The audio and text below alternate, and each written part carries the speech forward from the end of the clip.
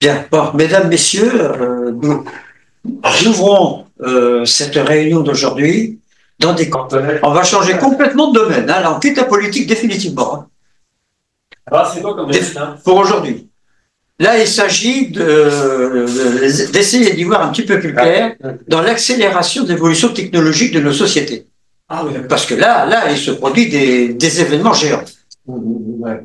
Et beaucoup de gens en ont peur, et quelques personnes se disent chouette, on va en profiter. Et c'est toujours le cas pendant pour toutes les révolutions technologiques.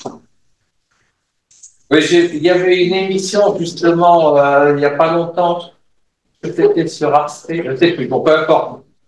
En tout cas, c'était tuer la mort, point d'interrogation. Tuer, T-U-E-R, oui. la mort, point d'interrogation.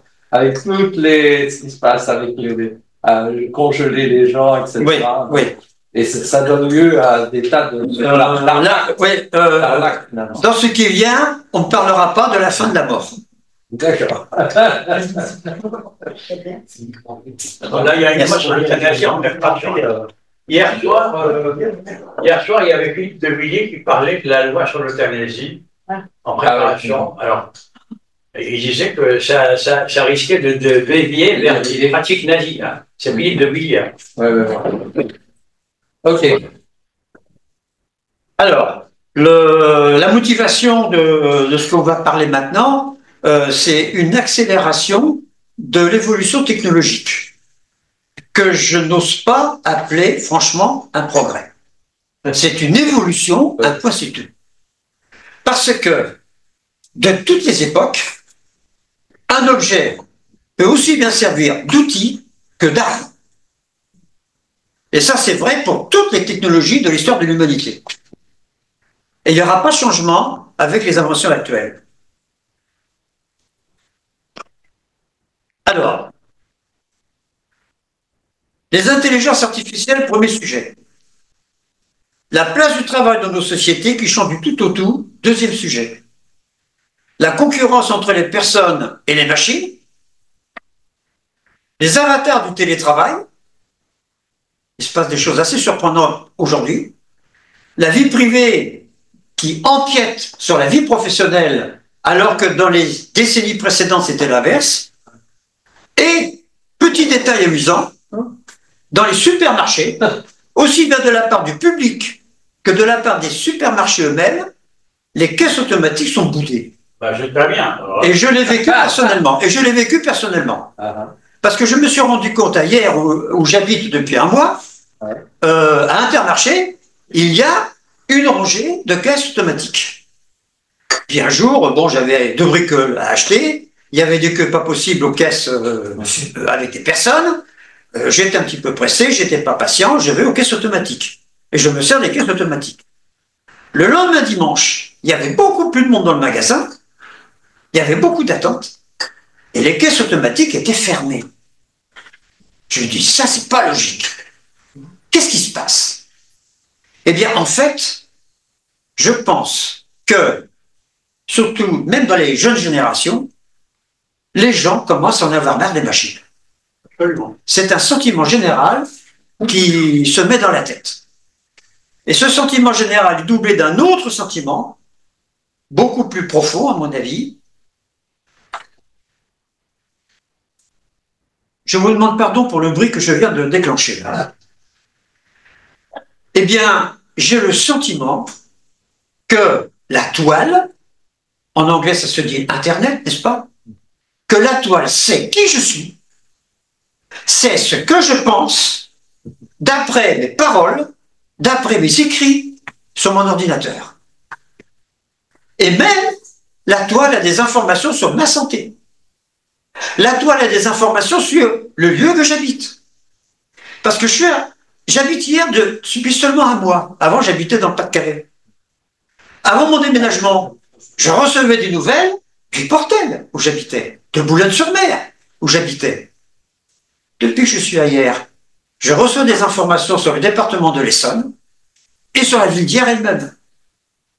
Alors que je n'ai rien demandé, ni à mon téléphone, ni à mon ordinateur. Non, mais c'est normal, ça. C'est pour améliorer, comment dirais-je, l'offre commerciale. On sait que tu intéresses à un truc. C'est une affaire de fric, cette histoire. C'est une affaire de fric, tout simplement. De quoi que? De fric, d'argent. Ah ben oui. Ouais. Non, mais ça rend service, parce que moi j'aime bien qu'on me fasse de la pub sur ceux qui m'intéressent, pas sur ceux qui m'intéressent pas. Exactement. Alors, naturellement, d'une certaine manière, j'en profite. La toile sait que je me passionne pour l'astronomie, pour la cosmologie, pour la physique, et un petit peu moins pour les mathématiques, dans les proportions que je ressommais de moi-même. Autre progrès qui va avoir des conséquences très importantes, les traductions automatiques. Je fais un copier-coller d'un texte en américain, en anglais d'Amérique, donc, qui a été publié par quelqu'un du Council of Foreign Relations, le laboratoire d'idées américain le plus influent aujourd'hui, en anglais. Ça fait un texte d'une bonne centaine de mots, à peu près. Je le mets sur une page de traduction automatique. À peine j'ai cliqué sur coller, immédiatement, en français, le texte sort. Il y a des petites erreurs. Tout de suite. Il y a des petites erreurs de syntaxe. Avec quelques petites erreurs de syntaxe et même quelques petites erreurs de vocabulaire. Exact. Ouais. Et quelquefois rigolotes. Bon. Mais là, avec un prime la voix de l'interlocuteur, ça alors, ça, c'est le plus fort. Futur. Absolument. Ça, le futur, il va avoir une conséquence, ça c'est une chose que j'anticipe. Êtes-vous du même avis? Point d'interrogation, n'est-ce pas? C'est le début du commencement de la fin de la prégnance de l'anglais comme langue véhiculaire internationale.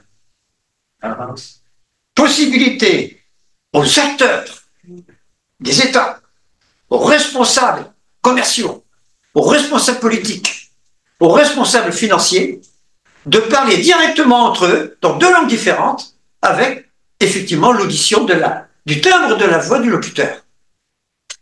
Alors ça... Tu sais, le pire, c'est quand tu téléphones quelque part, moi j'ai un problème de billet d'avion, et tu as une jolie femme qui te répond, mais de temps en temps, tu te rends compte qu'elle fait des réponses stéréotypées. Oui, tout à fait. Tout à fait. Alors je lui pose des questions très pointues, mais non, mais elle fait des réponses stéréotypées. C'est un robot. Alors ça, c'est très désagréable. Alors, dernière conséquence que j'ai écrite, la dernière ligne noire, n'est-ce pas? Esco cite à une réédition de l'épisode de la Tour de Babel. Parce que chaque pays récupère sa langue à l'intérieur de lui-même et peut continuer ses relations internationales dans sa propre langue. Vous voyez jusqu'où peut aller l'imagination avec ce genre de progrès. C'est parfaitement possible. C'est positif. Tout à fait. Et en rouge, une autre conséquence, c'est l'influence des langues d'origine européenne. Je parle le français, l'anglais, l'espagnol, le portugais, l'allemand beaucoup moins, mais toute l'Amérique du Sud, tous les États-Unis, l'Europe et leurs langues va redevenir d'une certaine façon des langues essentiellement usage interne. Essentiellement usage interne, c'est-à-dire que les langues vont récupérer leur indépendance et avec un risque. Là, c'est une crainte que j'ai, un risque d'isolement culturel de ces populations-là. Parce qu'une langue vit parce qu'elle s'enrichit des apports des autres langues. Est-ce que ce phénomène va continuer avec ce progrès technologique? Ça, je ne sais pas. C'est une question que je pose.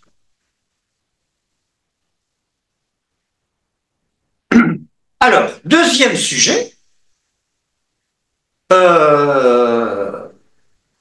je sais, il y a déjà une dizaine d'années au moins, sinon 15 ans déjà, un conseil d'administration d'une entreprise financière en Asie, à Singapour, je crois, a nommé membre du conseil d'administration une intelligence artificielle et qui participe au débat de ces réunions et sur ces sujets de finance, d'économie, d'intérêt, etc.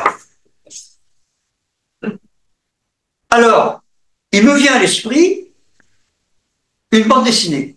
Là, j'ai pas fait de diapositive sur la bande dessinée, J'ai pas eu le temps, simplement. Sinon, j'aurais voulu vous montrer ça parce que c'est une très jolie bande dessinée dont le titre est Le Cristal Majeur. Il y a une scène qui montre la réunion d'un aéropage de personnes qui sont responsables des êtres vivants pensants d'une galaxie, la Voie lactée. Et la Terre fait partie naturellement du système solaire qui fait partie de la Voie lactée. Bon. Et pendant cette réunion où les personnes discutent très sérieusement de ces sujets sociétaux, de ces sujets internationaux, brusquement, une image descend, montrant en de très grande taille un visage. Ce visage est censé représenter l'esprit de la nouvelle Terre. Parce que le sujet de la conversation était une inquiétude sur l'évolution sociologique de la Terre dans un futur plus ou moins lointain. Une intelligence artificielle, brutalement, intervient. On imagine ça, que non seulement par le son, une intelligence artificielle peut venir, mais elle pourra bientôt intervenir également par l'image. L'intelligence artificielle se personnalisant, une jolie fille, comme tu disais tout à l'heure, à propos de ton sujet, donc même peut aller jusqu'à une personnalisation jusqu'à du visuel. Un hologramme. Pardon? Un hologramme. Un hologramme. Bah, nous connaissons quelqu'un qui se sert de l'hologramme de ses campagnes électorales. Vous savez tout ce qu'il sait. Et puis c'est impressionnant. C'est impressionnant, l'image. Autre sujet. Les robots imitent de mieux en mieux la nature, à tout point de vue. Premier point de vue. On connaît de mieux en mieux les mécanismes de fonctionnement logique dans notre cerveau. Et puisqu'on les connaît de mieux en mieux, les électroniciens et les informaticiens, naturellement, s'appuient là-dessus pour inventer des imitations électroniques des phénomènes cérébraux, des phénomènes qui se passent avec nos neurones dans le cerveau. Et le premier de ces événements, celui qui a déclenché toute la suite de l'histoire, s'est produit en 1949. J'avais 2 ans. Qu'est-ce qui s'est passé? Un neurologue, même pas un informaticien, même pas un électronicien, un neurologue a établi expérimentalement une règle fondamentale de comportement des neurones entre eux. La mémoire humaine et la mémoire des animaux également est associative. C'est-à-dire, quand 2 neurones sont excités en même temps, elles se parlent plus fort entre elles. Elles augmentent les coefficients synaptiques entre les 2 neurones. À l'inverse, quand un neurone est excité et l'autre pas, eh bien, il diminue ses coefficients. Autrement dit, les neurones se parlent, se font de moins en moins attention l'une à l'autre. La conséquence, la mémorisation profonde, durable, c'est l'état de transmission des signaux d'un neurone à l'autre. Ça, c'est la mémoire profonde. La mémoire immédiate étant, je simplifie, l'état d'excitation des neurones eux-mêmes, à l'instant présent. Ça, c'est la mémoire immédiate, qui est fugace, qui change tout le temps, etc. Et on construit des robots, on construit des machines qui sont capables d'apprendre des métiers, d'apprendre des tâches matérielles et de les exercer dans des milieux inaccessibles pour un être humain. Parce que ces milieux sont beaucoup trop dangereux.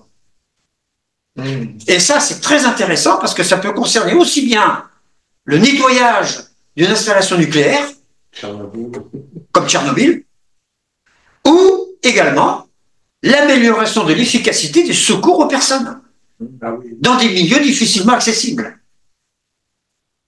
Ça, c'est une voie qu'il faut... On peut imaginer jusqu'où ça peut aller.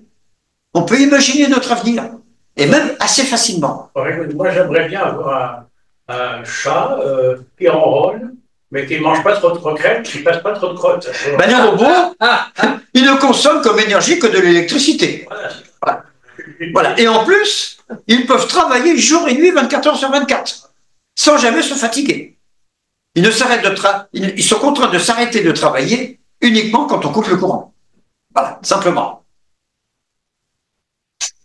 Alors, je suis tombé sur un article qui dit ceci.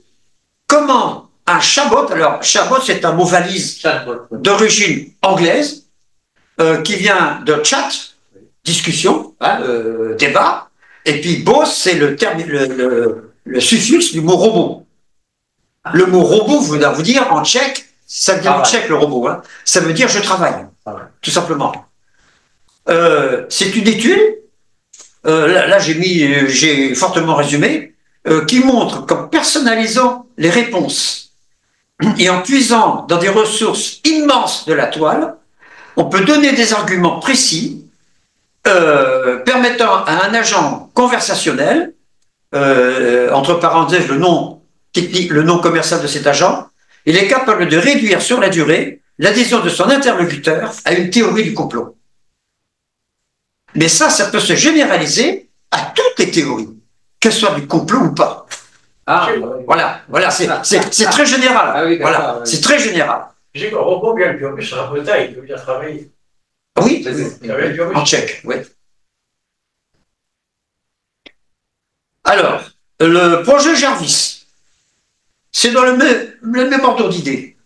C'est un projet de Google, qui serait une intelligence artificielle qui est capable de naviguer toute seule sur le web, d'effectuer les tâches du quotidien de recherche toute seule, à la place de l'utilisateur humain. OpenAI aurait planché sur un système analogue qui peut lui aussi naviguer tout seul sur le web. Autrement dit, ce serait que si on demandait à une machine trouve-moi des informations sur tel sujet, et puis la machine se débrouille toute seule pour faire son enquête. Apple Intelligence ou Microsoft Copilot Vision, ils pourront comprendre ce qui est affiché sur un écran. On met une caméra devant l'écran du téléviseur, de l'ordinateur, bon, et ben, il est capable d'interpréter l'image elle-même. D'ailleurs, ça existe déjà. Il y a un système qui s'appelle, qu'on appelle, je connais le mot par cœur et ma mémoire l'a perdu, à l'instant. On photographie un texte et la machine le transforme en OCR. Voilà, tout à fait. OCR. Oui. Voilà, c'est le système OCR que j'ai utilisé déjà il y a une quinzaine d'années. D'ailleurs, j'ai fait l'expérience OCR sur le livre que je vous ai montré lors de ma conférence sur les sociétés initiatiques, le gros livre sur la franc-maçonnerie et les sociétés secrètes. J'avais fait cette expérience là-dessus. J'avais fait même tout le bouquin. Ça, c'est le bouquin. J'avais transformé en texte. J'avais stocké le texte sur mon ordinateur. Et qu'est-ce qui s'est passé? Eh bien, un virus a détruit mon texte. Près d'une semaine de travail avec ce OCR qui était perdu en un instant. Bon. Voilà. Alors, donc, ça, c'est encore un autre domaine de réflexion. Et puis, depuis quelque temps, arrivent sur mon ordinateur ou mon téléphone des nouvelles de la Chine.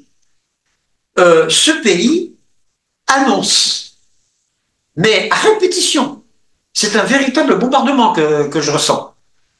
Ils annoncent des progrès technologiques extrêmes dans tous les domaines de la technologie, que ce soit les domaines en astronautique, des domaines dans celui des puces, dans le domaine des armes de guerre, des porte-avions, des avions, des trains à très grande vitesse, etc., etc. La Chine annonce. Elle a annoncé, par exemple, la construction d'une super machine Tomahawk qui commettrait des exploits bien plus importants, bien plus impressionnants que leur équivalent, leur concurrent aux États-Unis ou en Europe. Le problème, c'est qu'en même temps que la Chine annonce tout ça, elle annonce « Nous dépassons tous les autres pays ». En même temps, je reçois d'autres articles, dont un raconte une anecdote qui est croustillante. Un nouveau sous-marin nucléaire chinois, avant d'être définitivement armé, et puis de partir en navigation, il coule devant le port et devant les autorités. Il a coulé. Qu'est-ce que ça veut dire, ça? Un autre exemple, une fusée chinoise avait fait un envol parfait, mais avant la mise en orbite, la fusée a perdu un morceau, un étage, et l'étage est tombé sur une ville chinoise, en plein milieu des habitations. Ah ben ça, c'est un coup de brossade. Bon. En Russie, il se passe à peu près des choses semblables. Ben, il y a le Covid aussi, hein, le Covid. Oui. On ne peut plus l'empêcher. Hein. Ils n'ont pas pu empêcher le Covid. Un autre exemple militaire, qui concerne la Russie cette fois-ci. J'ai appris qu'une base de lancement de missiles intercontinentaux en plein milieu de la Sibérie a été bombardée par un de ces missiles russes qui a été tiré d'Arkhangelsk, de la région d'Arkhangelsk, c'est-à-dire sur le rivage de la mer Blanche. Je pense que vous situez sur la carte de la Russie où se trouve la mer Blanche. C'est la mer qui est à l'est de la Finlande. Comment tu expliques tout ça? Ben justement, c'est une énigme. Parce que des accidents en Russie, il y en a un certain nombre. Et quelqu'un m'a proposé une explication. C'est un passionné de la civilisation ukrainienne et, par ricochet, naturellement, de la civilisation russe. Il m'a dit la chose suivante. Des recherches sur un certain nombre de procédés industriels de l'armement sont abandonnées aux États-Unis parce que les meneurs de cette recherche jugent les risques d'accident beaucoup trop élevés. Là, il dit, oh là là, c'est beaucoup trop grave, stop, on arrête. À partir du moment où les Russes apprennent ça, ils prennent l'habitude de se dire, eh ben nous, on va le faire. Nous, on va le faire. Quitte à renoncer à un certain nombre de mesures de sécurité. Et résultat, cette base a été remplacée par un cratère. Il y avait une base, des installations, des trucs de lancement de fusées, des machins comme ça, des bâtiments, des hangars, etc. Maintenant, il n'y a plus qu'un cratère. J'ai vu la photo du cratère. Radioactif, le cratère? Ah, ça, je ne sais pas. Je ne sais pas. Je ne sais pas. Et ça, ce sont des événements qui me font peur. Ça, je vous l'avoue. Est-ce qu'il ne risque pas qu'un missile se détourne de sa trajectoire et puis atterrit en dehors de la Russie quelque part? Où? Puis-je dire un tout petit truc, petite interruption? Oui, je t'écoute. Il y a une trentaine d'années, j'estimais qu'il était beaucoup plus... On était plus tranquille si c'était des machines qui éditaient des factures de l'EDF ou du téléphone que si c'était des êtres humains. Oui. Parce que quand un automate, un programme se trompe, il se trompe moins souvent, mais quand il se trompe on fait une facture d'1 milliard. Oui. Alors que les erreurs commises par un enchaînement de scribes, ça va être un petit peu rattrapé et ce sera toujours plausible. Oui. Ce sera beaucoup plus difficile de s'en dépatouiller. C'était le thème du film... Et là, c'est pareil. Brasil, le film Brasil. C'est ce qu'il raconte. Oui, je l'ai vu. Effectivement. Tout à fait. C'est la faute de personne, quoi, en fait. C'est la faute à personne. C'est l'automatisme qui a déraillé. Parce qu'une mouche est posée sur une machine. Et c'est le cas du film. Ça aurait été des êtres humains. Oui. Ils ont dit, oulala, il y a quelque chose qui ne va pas. Là, il faut nous corriger. Exactement. Là, c'est peut-être bon. Exactement. Là, non. Oui. Oui, tout à fait. Tout à fait. Bien.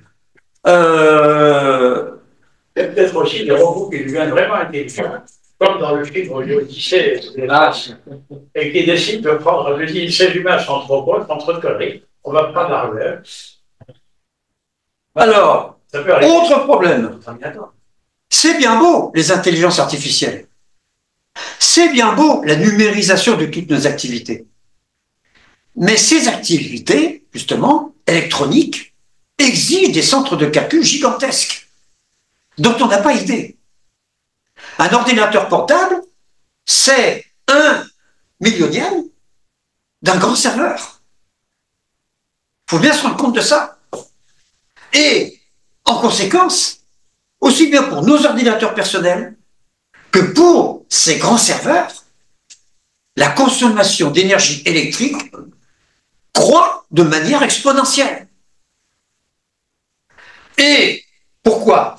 Parce que les calculs sont de plus en plus volumineux, surtout pour les intelligences artificielles, parce que la base d'apprentissage des intelligences artificielles, c'est une quantité faramineuse de données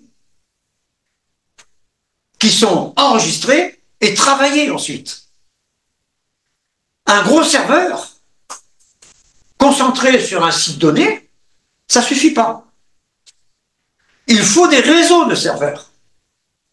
Et seuls des conglomérats d'entreprises géants peuvent se le permettre. Et ça c'est déjà un problème d'avenir. Il paraît que la consommation électrique de Google, je crois que c'est Vas-y. Elle doit être au moins égale à celle de la France, peut-être plus. Oui. Oui. C'est énorme. Oui. Absolument. Non, on croit que ça ne coûte rien, mais. Non, c'est faux. Il y a une consommation électrique énorme. Et en plus, c'est pas marqué sur la diapositive. Deuxième problème, ces machines, il faut les fabriquer. Et cette fabrication exige des matières premières qu'il faut extraire du sol. Et en particulier, un certain type de métaux qui ne sont pas si fréquents que ça dans la géologie terrestre. Les terres rares. Et ça pose des problèmes stratégiques internationaux gigantesques. C'est pour ça qu'il faut aller sur la Lune. J'ai pas entendu. Il faut aller sur la Lune, la Chine. Pour Parce qu'il y a des richesses. Oui, tout à fait. Sur la Lune. Ah oui. Riche. La Chine concentre peut-être le plus grand nombre de mines de ces éléments, de ces terres rares dans le monde. Elle n'est pas la seule. Il y en a partout, mais on n'ose pas les utiliser en France parce que c'est très polluant.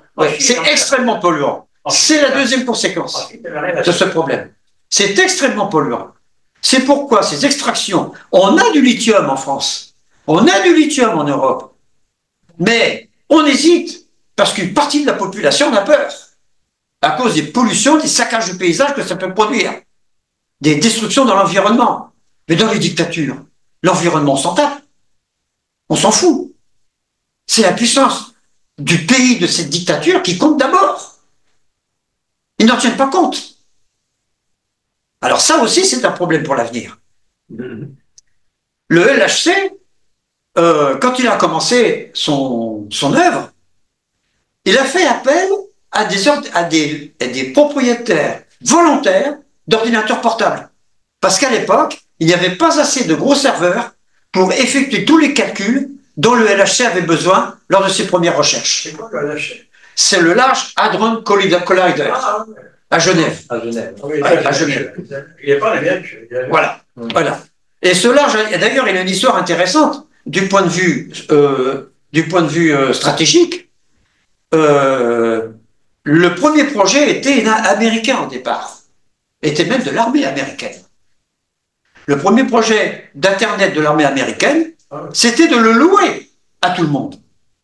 Sauf que, dans beaucoup de pays, des chercheurs, des physiciens, des savants ont demandé aux Américains de libérer le futur réseau Internet, de le mettre à la disposition de tout le monde, et en particulier des chercheurs du LHC. Et c'est cette négociation qui a abouti à la libération d'Internet par l'armée américaine. C'est quand même pas rien. Bien. Alors, ces avancées scientifiques, deuxième sujet scientifique, le climat. Nous avons vécu récemment un certain nombre de catastrophes. Avant de passer au climat, pour les ordinateurs, est-ce que tu sais qu'il y a de gros progrès qui ont été faits récemment, c'est-à-dire les derniers mois, sur les ordinateurs quantiques? Oui, alors, avec en plus les affirmations chinoises qu'il faut prendre avec des pincettes. Même dans ce domaine, les Chinois disent nous sommes les meilleurs, nous sommes les plus forts. Ils annoncent des ordinateurs quantiques bien plus performants que leurs concurrents américains ou européens. Là, je ne sais pas si c'est vrai. En tout cas, je sais que c'est en avance chez les Américains, même chez les Français. Même en France. Il y a une société française qui sont très en avance. Il faut savoir quand même une chose, qu'un ordinateur quantique calcule des millions de fois plus vite qu'un ordinateur traditionnel. Oui, à cause de... Des millions de fois plus vite. C'est-à-dire des calculs qui auraient demandé... Enfin, c'est très utile pour l'intelligence artificielle. Oui, très utile, tout à fait. Des calculs qui auraient demandé des siècles peuvent être faits en quelques minutes. Oui. Et c'est une question de l'avenir qui se pose également. Bon, tout à fait. Les Chinois qui sont en avance. Oui. Chez nous, en France, il y a des petites sociétés qui se déroulent très bien. Oui, qui se déroulent très bien. Mais elles vont être rachetées par les Américains, parce que nous... Alors, question, je reviens à l'environnement. De l'industrie. Je reviens à l'environnement. Mais tu as bien fait de l'évoquer, parce que je n'ai pas raison de ne pas l'avoir évoqué. Là, tu as raison d'évoquer ça. Alors, pour le climat, planter des arbres pour freiner le réchauffement climatique, est-ce que c'est efficace? Pourquoi je pose cette question, qui peut vous surprendre?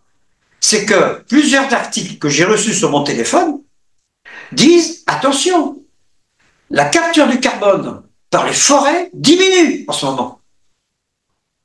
Comme si chaque arbre était capable de capturer moins de carbone qu'il y a une dizaine d'années ou il y a une quinzaine d'années. Il y a des articles qui disent ça. Est-ce qu'ils disent vrai ou est-ce qu'ils disent faux? Ça, je l'ignore. C'est vrai, c'est à cause du Brésil. Hein. Le Brésil, c'est la déforestation. Ouais, c'est ça. Il y a il y a la déforestation, tu as raison, plus la baisse de l'efficacité d'un arbre à la fois, de chaque arbre. Cette question se pose. Et c'est dû à quoi, la baisse d'efficacité? Bon, alors, petite anecdote avec notre président. Je vous laisse lire. Oui, Serge. Voilà, ces questions posées. Et je reçois des articles, ils sont assez nombreux, d'ailleurs assez nombreux, de petites sociétés, de petites start-up, en France ou hors de France, qui inventent de nouveaux procédés de capture du carbone qui seraient beaucoup plus efficaces que les procédés actuellement mis en place. J'en connais au moins deux. Il y a l'enfouissement dans le sol, dans des anciennes nappes de pétrole. Ça se fait par exemple en Norvège. Il y a la plantation des arbres, le deuxième procédé, et puis des usines qui compriment le dioxyde de carbone et qui en fait de la glace carbonique, du dioxyde de carbone solide, et qui serait ensuite enfoui ou enfermé dans des conteneurs spéciaux résistants à la pression naturellement et qui maintiendraient par la résistance à la pression ce dioxyde de carbone à l'état solide. Ce sont des procédés, je dirais, préhistoriques par rapport à ce que proposent ces nouvelles entreprises. À faire, à suivre. Est-ce que sur les questions de moins d'efficacité par arbre, est-ce qu'il donne des explications ou il arrive? Non, je n'ai pas lu d'explication. J'ai lu la position du problème, simplement. Je n'ai pas lu d'explication. Alors, la météorologie qui nous surprend. Est-ce que vous avez lu cet article qui présente un météorologue américain parler au public, au micro, les larmes aux yeux? C'était au moment de l'ouragan Milton qui atteint la Floride. L'ouragan Milton est le plus violent ouragan que les États-Unis ont subi depuis l'ouragan qui a dévasté la Louisiane. Depuis l'ouragan de la Louisiane. C'est juste atroce, disait-il, en américain. Il commentait en direct l'arrivée de l'ouragan Milton près des côtes américaines et mexicaines. Interrogé sur la chaîne NBC, John Morales a même eu les larmes aux yeux en répondant aux questions de la présentatrice. Il est connu, John Morales? Aux États-Unis, oui. Oui, tout à fait. Tout à fait. C'est une question qui se pose. Qu'est-ce qui est arrivé en Espagne il y a 2 semaines? Pourquoi c'est arrivé en Espagne? Pourquoi ça vient de la Méditerranée et non pas de l'océan Atlantique? Il y a une réponse à ça. On connaît la réponse. La Méditerranée est de plus en plus chaude. De plus en plus chaude. La Méditerranée est de plus en plus chaude. Beaucoup plus vite que l'océan Atlantique. Quelle est la conséquence de ça? Là, on va faire un petit peu de thermodynamique. Juste un tout petit peu. Un tout petit peu. L'évaporation.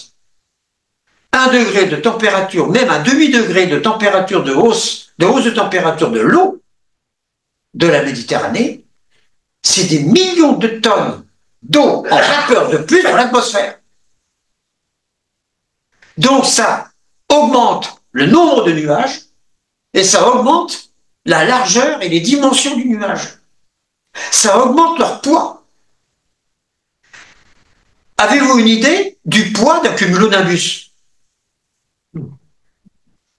Non. Il se compte en millions de tonnes. Ah non.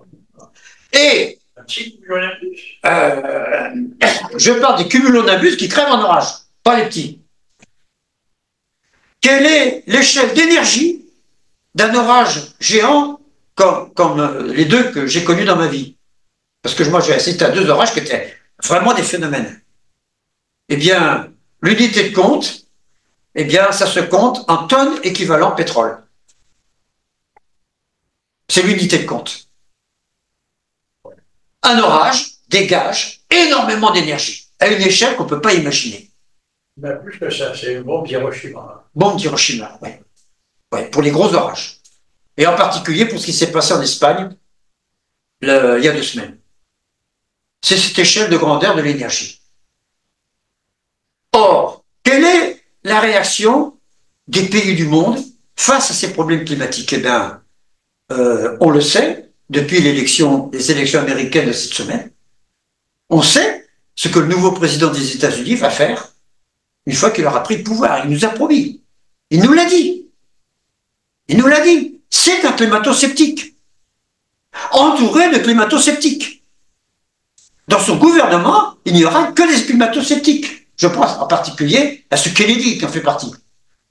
Je signale qu'ici, il y a un ami climato-sceptique, c'est Christian Marshall. Il nous a longuement expliqué dans des expositions, parce qu'il a été major. Non, l'histoire de la banquise, je la connais. Tu connais, non, mais tu connais Christian Marshall. Oui, Christian Marshall. Major de Polytechnique. Oui, tout à fait. Etc. Tout à fait. Lui, il est compétent dans ce domaine. Oui, il est très compétent. Peut-être un peu plus que toi. Il nous a expliqué en long, en large, en travers, que le réchauffement climatique était réel, mais que la contribution anthropique était minime, que c'était des phénomènes d'origine solaire et cosmique. Eh bien, elle ne va pas rester minime. Ça, je suis convaincu qu'elle ne restera pas minime, même si elle est minime aujourd'hui. Parce que ce sont des décisions politiques de très grande amplitude. Par contre, ce qui est très grave, c'est la pollution. Ça, c'est pas du tout. Ça, la pollution. Inutile de vous dire que le nouveau président des États-Unis d'Amérique se fout complètement de la pollution, de la fracture hydraulique. Ouais, je vais te dire, j'étais en Inde. Il s'en fout complètement. J'étais en Inde l'an dernier, j'ai vu des trucs jonchés de détritus, de plastique. Alors évidemment, comme les animaux sont en liberté, les chiens, les chats, les éléphants bouffent ça, donc ils se bourrent le corps de plastique. J'ai vu même un lac où il y avait du plastique à perte de vue. À perte de vue. Mais les Indiens, ils ont l'air de s'en foutre. Ben oui, ils s'en fichent. C'est pas les Américains. Pourquoi ils s'en foutent? Il faut dire qu'en Inde, il y a un élément sociétal fondamental en Inde qui n'existe pas chez nous, qui n'existe pas aux États-Unis, qui n'existe pas en Chine. C'est que la souffrance fait partie de la rédemption. Oui, je sais tout ça. C'est pour ça que les Indiens acceptent ces misères et qu'ils ne réagissent pas. C'est le karma. Oui, c'est le karma, tout à fait. Enfin, c'est pas seulement la souffrance individuelle. Voilà. Là, c'est l'humanité potentielle qui est en jeu. Quel sera l'avenir de l'alternance entre sécheresse et déluge? 2 exemples qui viennent à l'esprit. Le déluge au Sahara. Un déluge incompréhensible, inimaginable. C'est produit au Sahara pendant 1 semaine. Des dunes, des régions de dunes se couvrent de lacs. Oui. Oui. Avant la sécheresse suivante. Le Sahara va redevenir vert comme il était il y a. Alors ça, je voudrais bien. Les Africains voudraient bien. Là, tu as tout à fait raison. Tout à fait raison. Mais c'est ce qui s'était passé en Arabie Saoudite aussi, non? Oui, au Koweït. C'est au Koweït. Mais là, j'ai lu un début de bout d'explication pour le Koweït, et qui ne concernait pas du tout le Sahara. C'est qu'au Koweït, on expérimente depuis pas mal de temps des ensemencements de nuages. Ah, voilà. Et j'ai l'impression que cette affaire de déluge koweïtien, eh ben, c'est une perte de contrôle des conséquences d'ensemencement de nuages. J'ai lu des articles qui proposent cette explication-là. Alors là aussi, il nous faut enquêter pour savoir si c'est la bonne. Mais c'est une idée. C'est une chose qui est possible. Dans le Pas-de-Calais, alors là, je viens du Pas-de-Calais, hein, je peux vous dire que vous avez là une liste d'exploits météorologiques dans le Pas-de-Calais. Et toutes ces régions inondées sont soit au niveau de la mer, soit un petit peu en dessous du niveau de la mer. Quelques centimètres en dessous du niveau de la mer. Les eaux qui tombent n'ont pas le temps de s'évacuer parce qu'il n'y a pas assez de pente entre ces régions et la mer. C'est ça qui se passe dans le Pas-de-Calais. Il y a l'urbanisation excessive aussi. Hein. Il y a une urbanisation excessive, mais les villages inondés que les images ont montrés, ce sont des petits villages au milieu des champs. Ce n'est pas des villes. Boulogne-sur-Mer, que je connais très bien, n'a jamais été inondée. Mais la commune voisine de Boulogne-sur-Mer, qui a des maisons au niveau du petit fleuve qui arrose Boulogne-sur-Mer, ces maisons ont été inondées. Et beaucoup d'entreprises ont été inondées. Elles étaient à quelques centimètres à peine au-dessus du niveau de la rivière. Ça a suffi pour qu'ils soient inondés. Au Japon, c'est endémique. Hein. Ils sont habitués. Oui. Ils sont très entraînés. Et ces pluies diluviennes du Pas-de-Calais succèdent à une période précédente. Pendant 8 mois, au moins, il n'est pas tombé une goutte d'eau. Pendant 8 mois. Et là, la région, les paysans de la région s'inquiétaient, mais pour la raison opposée. Autrement dit, une instabilité météorologique de plus en plus grande amplitude. Ça aussi, les agriculteurs vont devoir intégrer ça dans leur politique et dans leur prévision météorologique. Ils seront obligés de faire comme ça. Ils seront obligés de changer les plantes qu'ils cultivent et de changer la manière de traiter les champs. Faut-il labourer? Faut-il plus labourer? Est-ce qu'il faut continuer d'utiliser les fumures d'origine synthétique? Je parle des engrais azotés, hein, il y en a d'autres. Ou est-ce qu'il faut changer de méthode et penser à autre chose? Là, la question se posera de plus en plus pour toutes ces personnes. Les Asiatiques, on a bien ça, il y a la leçon. Hein. Oui, les Asiatiques ont l'habitude. Mais même en Asie, l'amplitude de variation météorologique des moussons augmente. Il faut demander conseil à ces Asiatiques. Oui, il faut leur demander conseil puisqu'ils ont effectivement une bonne expérience dans ce domaine-là. J'allais dire quelque chose, bon, ça m'échappe. Ça me reviendra peut-être dans la tête tout à l'heure, au moment où tu es intervenu. Bien. Alors, c'est la dernière diapo pour le climat, là. Ce que vous voyez là sur cette image, ça s'appelle AMOC. C'est un acronyme anglais et qui décrit la circulation générale des eaux dans les océans du monde. Vous voyez que c'est un circuit assez compliqué. En rouge, ce sont des eaux chaudes. En bleu, des eaux froides. Il y a une partie qui nous est plus familière de ce gigantesque système, c'est ici.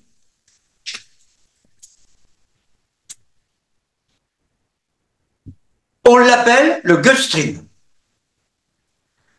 Les eaux chaudes nous parviennent du golfe du Mexique, une région quand même tropicale, très chaude, montent vers la mer du Nord, on se refroidit, et en se refroidissant, la densité de l'eau augmente. Et puisque la densité augmente, elle coule. Et prend le chemin inverse, près du fond océanique.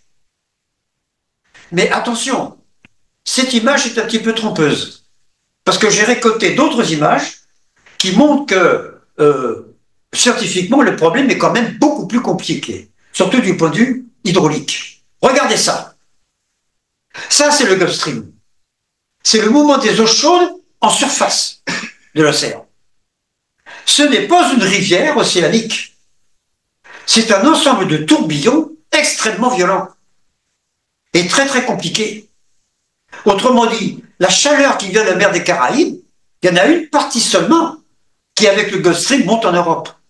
Celle qui atteint les côtes entre l'Islande, la Grande-Bretagne et l'Irlande. Et puis une toute petite partie qui circulent sur la Manche. L'essentiel du reste se répartit dans tout l'océan Atlantique Nord, avec tous ces tourbillons compliqués. Bon, qu'est-ce que l'on craint? Le réchauffement climatique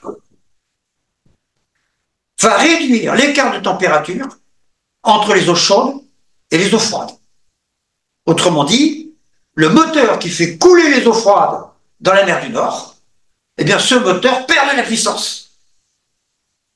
Et beaucoup de scientifiques craignent que si ça se poursuit dans le même rythme qu'aujourd'hui, à la fin du siècle, le Gulf Stream se serait arrêté, avec des conséquences climatiques gigantesques. Je reviens à la précédente diapositive, entouré par les ellipses, vous voyez sur l'image. Chez nous, qu'est-ce qui risque de se passer? Un refroidissement en moyenne du climat européen, du climat d'Amérique du Nord, du climat du Canada ou du climat du Groenland. Actuellement, pour nous, c'est pas bon. Les scientifiques s'inquiètent parce que le Groenland verdit. D'ailleurs, l'étymologie du nom Groenland, c'est terre verte, oui, en langage d'Europe du Nord. Donc, les Vikings ont interrompu leur relation maritime avec l'Amérique du Nord à cause du refroidissement climatique de l'époque. Eh bien, aujourd'hui, il semble se passer l'inverse. Mais demain, il semble se passer l'inverse de l'inverse. C'est une question qui est posée.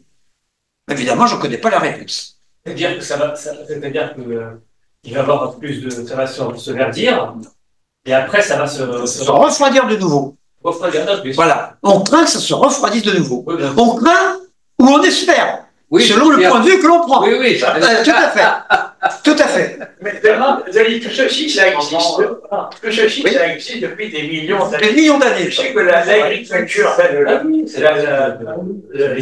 l'agriculture, comment dirais-je, s'est développée à la fin de la dernière période glaciaire. Et l'humanitaire, la civilisation, s'est épanouie à cette époque. À la fin de la dernière période glaciaire, il y a 12 000 ans. Oui. Voilà. Donc il y a des périodes, comme disait Christian Marshall, qui ne dépendent pas de nous. Hein. Il y a des grands cycles, il y a des petits cycles, ça se décompose en séries de Fourier, et notre rôle est quand même relativement minime. C'est ce qu'il pense. Le fameux réchauffement climatique est en train de dire que ça va venir à refroidissement. Alors, on a parlé de nos pays.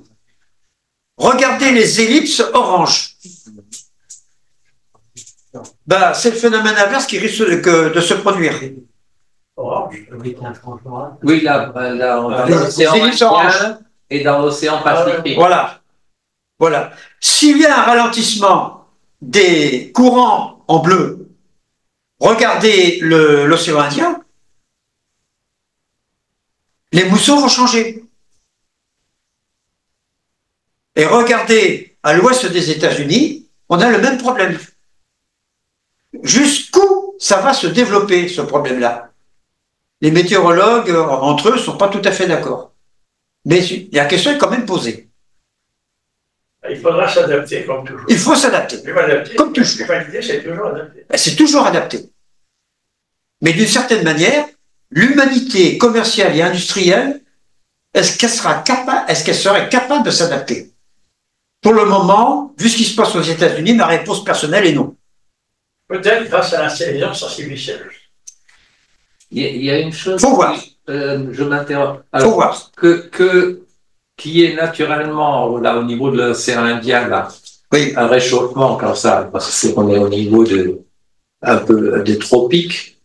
Mais je comprends pas très bien pourquoi au niveau la face à Los Angeles, San Francisco, pourquoi là, d'où vient ce réchauffement? Eh bien, regardez les flèches. Ouais. À San Francisco, au large de San Francisco, dans l'océan Pacifique. Le rouge devient bleu. Voilà. C'est le bleu qui devient rouge. Devient rouge, c'est ça qui met. C'est le bleu qui devient rouge. Pourquoi on a une région plus au nord? Autrement dit, l'effet refroidissant du bleu qui devient rouge s'atténue. C'est marron, là, c'est pas rouge. Oui, enfin, oui. Je ne parle pas des l'ellipse, je parle des flèches, de la couleur du trait via la flèche. Une eau froide monte en surface se réchauffe. Non, mais pourquoi elle se... Voilà. En surface. Moi, je vois pas la logique pourquoi elle se réchauffe à cet endroit-là. Avant d'être réchauffée puis de devenir chaude, on est bien d'accord que c'est l'inverse qui se produit avec... Dans cette région, il y a pour le moment un apport constant d'eau froide en surface. Là, ça monte en surface, l'eau froide. L'eau froide monte en surface à ce moment-là. Pourquoi elle est en surface? Alors ça c'est... faut demander à un hydrologue. Hein. Alors, je disais tout à l'heure... Là, je ne suis pas capable de répondre. Non, attends, mais c'est un fait. Tu disais tout à l'heure pour le Gulf Stream, et ça l'ordi avant en profondeur. C'est l'eau chaude devient froide. Là, c'est de l'eau froide qui devient chaude en surface. Tu disais tout à l'heure que l'eau froide s'enfonce. Alors là, tu dis que l'eau passe... Oui, elle s'enfonce ici par densité. Ouais, c'est tout à fait exact. Oui. Alors ça, il faut poser la question aux hydrologues. Eux, ils savent. J'ai pas encore appris l'explication. Donc, je vous invite à enquêter sur Internet pour trouver des explications proposées sur la toile. Ça a peut-être à voir avec le champ magnétique. Comment? Avec le champ magnétique. Ça, apparemment, ce problème-là est indépendant du champ magnétique terrestre. Pour le moment, on ne parle pas du champ magnétique. La rotation de la Terre sur elle-même, indépendant du champ magnétique. Pardon? Indépendant de la rotation. Indépendant, non. Le mouvement des eaux des océans est dû à la rotation de la Terre. Ah oui, d'accord. Oui, est dû à la rotation de la Terre. Mais pas le champ magnétique. Le champ magnétique, ce sont des phénomènes au niveau du noyau terrestre. D'accord, ok, d'accord. Non, mais il y a un lien direct parce que la rotation de la Terre, qui n'est pas continue entre l'écorce et le noyau, c'est le noyau qui est magnétique. C'est le noyau qui est magnétique. Le noyau, c'est un alliage de fer et de nickel qui est magnétique. Alors, à partir du moment où l'écorce ne tourne pas exactement à la même vitesse que le cœur, il peut y avoir non pas un effet du champ magnétique, mais un lien avec le champ magnétique. Oui. Un lien qui n'est pas un effet, qui est un lien. Oui. Un lien instable. Un lien instable. Instable, peut-être. Oui. Alors, il y a une relation avec le Soleil. Avec les, ça, oui, tout à fait. Tout à fait. Ça a relation avec le Soleil. C'est les deux ensemble, c'est à la fois le Oui. Les eaux sont chauffées par la lumière solaire et par les infrarouges venant du Soleil. Les eaux des océans sont chauffées par ça. Mais quand l'eau coule, va vers le fond, il n'y a plus le chauffage par les rayons solaires. Ah oui. D'où le refroidissement en profondeur. D'accord. Et on ne sait pas, donc ça n'explique pas ça. Okay. Oui. Donc, si on a de bonnes explications pour le nord du Gulf Stream, je n'ai pas de bonnes explications pour les deux autres cas sur la planète. Ah ben si, celui de l'océan Indien, pour moi, c'est assez logique parce que on rentre vraiment dans une région... Il y a un ralentissement du refroidissement. Oui. Au nord du Pacifique. Alors, dans l'océan Indien, oui, c'est il y a un ralentissement du refroidissement. Exactement. De toute façon. Voilà. Mais la conséquence... l'Amérique du Nord, où ils ont des températures souvent à latitude égale par rapport à l'Europe, qui sont plus froides. Plus froides. Eh ben ça, c'est le courant du Labrador. Parce que le courant du Labrador, il descend. Il vient des régions polaires. C'est pour ça que ces régions du Canada sont plus froides, au même niveau d'une parallèle. Ils sont au même niveau du parallèle que l'Europe. Et pourtant, ce sont des régions qui sont plus froides l'hiver que l'Europe, surtout l'hiver. Remonte les flèches. Je remonte les flèches, je reviens en arrière. Non, en avant. Non, mais juste en avant, au contraire. Voilà. Alors, tu sais ce que disait Bernard Shaw, une blague? Oui. The worst winter I ever knew was a summer in San Francisco. Je ne comprends pas l'américain parler. Ah, le pire hiver que j'ai connu, c'est un été à San Francisco. À San Francisco, j'ai connu très souvent au printemps ou en été en gel. Oui. Alors, est-ce que c'est expliqué par ce... Non, c'est expliqué par le jet stream. Le jet stream. Ah, d'accord. Et ça se passe dans l'atmosphère à plusieurs kilomètres d'altitude. Ah, c'est pas un courant. Le jet stream, c'est un courant. C'est un courant d'air qui fait le tour de la Terre entre les régions polaires et les régions tempérées. Ça s'appelle jet stream. Jet stream. C'est un courant extrêmement fort, extrêmement violent, qui est lié à la rotation de la Terre, qui est lié à l'effet des rayons solaires, à l'éclairage. Il y a un côté qui n'est pas éclairé, l'autre qui est éclairé par le soleil. et qui est lié également à la force de Coriolis. Et pourquoi ça agit? Et alors, pourquoi? Parce que ce courant... Pourquoi San Francisco, pas Los Angeles? Ah, c'est pas fini, je vais te le dire, c'est prévu. Pourquoi? Ce courant est aussi extraordinairement instable. Il peut descendre des milliers de kilomètres vers le sud ou remonter des milliers de kilomètres vers le pôle, vers le nord. Et cette instabilité se manifeste également en altitude du jet stream. Il peut descendre à des altitudes très basses ou monter à des altitudes beaucoup plus hautes que la moyenne. Et ce qui s'est passé en Californie, en particulier la région du Mont Palomar, où on a assisté effectivement à des froids temporaires extrêmement, mais vraiment de très très grands froids, eh bien c'est quand le jet stream, parce que lorsque l'on est à 10, 20 km d'altitude, la température n'est pas la même qu'au sol. Elle est nettement plus basse. Elle est nettement plus basse que 0 degré en particulier. C'est la région, par exemple, où se forment les cirrus, les nuages filamenteux blancs de glace. Bon, c'est là qu'ils se forment. Quand cette instabilité fait descendre le courant près du sol, on peut atteindre des températures de moins 10, moins 20, moins 30, moins 40 degrés en une journée. Non, mais Denis, c'est très intéressant, mais ça ne répond pas à la question. Oui. Microclimat de San Francisco, parce qu'en San Francisco, très souvent, l'été est glacial, et toujours à Los Angeles, un peu plus bas, l'été est brûlant. Voilà. Il y a un microclimat. Bon, je voudrais continuer. Okay. Hein? C'est quoi la MOC? Impossible. La MOC. L'acronyme américain, j'ai oublié ce qu'il veut dire. Okay. Il y avait une bande dessinée à MOC, c'était je sais plus quoi. Oui. C'était un magicien. Ah oui, non. Alors, la pire extinction de masse de l'histoire de la Terre. Entre deux périodes d'extinction de masse, laquelle sera la plus forte? La transition Permien-Trias ou ce qui se passe en ce moment? Laquelle des deux sera la plus grave? Rappelle Eh bien, entre le Permien et le Trias, le Trias, c'est avant les dinosaures, et le Permien, c'est les dinosaures. Ah, c'est cette époque-là. Elle a été plus meurtrière pour toutes les espèces que la période Trias tertiaire. La période Crétacée. Il y a eu une extinction massive en tout. Je crois que la dernière en tête, c'était il y a 65 millions d'années. C'est les dinosaures. C'est grâce à ça que les mammifères sont apparus. Oui, sont apparus. C'est grâce à ça qu'on est là. Tout à fait. Tout à fait. Alors, évidemment, donc, voilà. Entre les deux périodes, voilà. C'est une question qui est posée. C'est une question qui est posée. Quand on regarde l'actualité sur les végétaux et sur les animaux, toutes les espèces qui ne sont pas protégées, toutes sont en déclin. Absolument toutes. Il n'y a pas d'exception. Les espèces qui s'en sortent, soit elles sont cultivées, soit elles sont protégées, l'une ou l'autre. S'il n'y a ni l'un ni l'autre, c'est la baisse. Moi, j'ai la réponse. C'est la baisse. On t'écoute. C'est la nôtre. C'est celle du XXIe siècle. C'est la nôtre. Parce qu'on est allé trop loin. On est allé beaucoup trop loin. Et dans la jeunesse, il y a un avertissement. Tout est à toi, sauf le cœur de l'âme ne touche pas. Ouais. C'est pas à toi.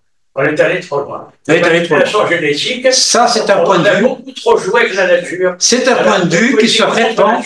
Voilà. Et bien que ce point de vue se répande de plus en plus dans la tête des gens, quand il s'agit de faire de la politique, quand il s'agit de voter, on n'en tient pas compte. Pourquoi? Dans chaque tête, il y a la lutte entre sa fin de mois et le sort de la Terre. Qui domine quand quelqu'un vote? C'est la fin de mois. C'est le souci de la fin du mois. C'est aussi vrai en Amérique qu'en France. C'est vrai partout, ça. Il n'y a pas que ça, il y a plus les écolos. C'est vrai dans toutes les démocraties. Les écolos sont des écolos bidons. Quand tu penses à ce Sandrine Rousseau, députée du 13e, écologiste, est allé sortir que, comme la Toussaint, c'est férié, il n'y a pas de raison de ne pas faire le ramadan férié. Je veux dire, là, c'est pas ça, l'écologie. Je suis désolé. Hein. L'écologie, c'est pas ça. Les écolos bidons, comment dirais-je, j'ai reçu un article qui raconte cette histoire. Je vous laisse la lire. Ah oui, c'est connu, ça. Ça, c'était. Qu'est-ce qui a fait ça?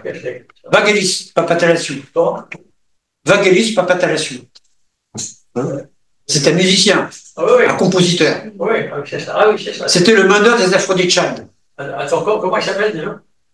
Vangelis. On dit Vangelis, mais en grec, c'est un grec qui m'a dit il faut dire Vangelis, et pas Vangelis. Ah, mais lui, il a fait musique, Vangelis, c'est sur ça. Là. Comment? L'Apocalypse, il n'y a pas une musique là-dessus, là? Si, j'ai l'album à la maison. C'est lui qui a fait la musique des Jeux Olympiques de 1924. Oui. Le film Les chariots de feu. Les chariots de feu, magnifique. Les chariots de feu. Je sais qu'il habitait dans le Il a fait la musique de Christophe Colomb aussi. Exactement. Mais tu sais que c'est un musicien grec qui habitait dans le 13e, il n'y a pas longtemps. Enfin, bon, et il a fait la musique de Blade Runner. Oui, je sais. C'est un très grand musicien. Hein. Oh, un extraordinaire compositeur. Extraordinaire. Tout à fait d'accord. Bien, regardez cette histoire d'ours. Qui aurait pensé à ça?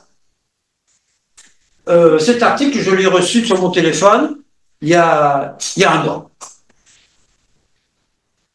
Cette histoire de pattes d'ours. Parce que non seulement les animaux se font exterminer, indirectement par les activités humaines, mais également ça les fait souffrir. Là, c'est un aspect... Non, il y a pire que ça, Denis. J'ai vu sur Internet récemment. Il y a des baleines qui vont bouffer des denrées dont elles sont qu'elles sont toxiques. Oui. Elles se suicident. Elles doivent une sorte de suicide. Elles doivent se dire on est foutus. On est foutus. Les autres sont trop gros. Elles commettent un véritable suicide. Et je me demande si les arbres, c'est pas pareil, d'ailleurs. C'est la fin. Bon, je crois que j'ai touché la fin, mais il y a encore il y a la démographie. Donc là, j'ai un petit problème. Je vais quitter le diaporama et revenir. C'est le dernier sujet que je voudrais vous évoquer. Quel est l'avenir de la démographie mondiale? Parce que là, il y a une surprise qui nous est arrivée, en fait. Et la première... alors, d'abord, je vais revenir sur N-Show. Attends, pour passer dans une autre... Ah, merde, j'ai fait une connerie. Tu viens m'aider, s'il te plaît? Parce que là, je ne sais pas comment faire. Je suis même pas sur mon diaporama. Est-ce que tu pourrais revenir? Voilà.